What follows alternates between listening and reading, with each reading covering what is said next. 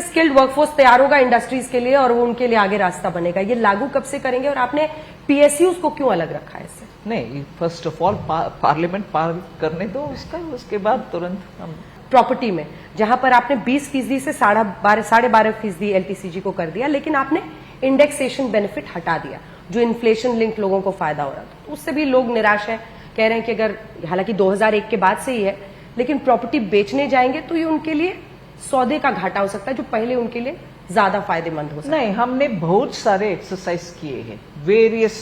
Permutation and combination के साथ। अगर प्रॉपर्टी इस साल खरीदा, इतने में खरीदा, अभी सेल वैल्यू इतना है, what would have been the tax rate, ये सब वर्कआउट करके ही हमने ये अमाउंट में आया। और इसके लिए क्योंकि ये प्रश्न चिन्ह बजट पेश करने के बाद तुरंत बाद से ये उठा, वो तो इनहेरिटेंस टैक्स तक से लिंक कर रहे हैं इसको, विपक्ष इसको इनहेरिटेंस टैक्स से भी लिंक कर रहा है कि 2001 के बाद की प्रॉपर्टी है, कोई बेचने जाएगा जो माता पिता से मिला है उसको कम फायदा होगा। उनको ऑब्सेशन है कि inheritance tax, high net worth individual,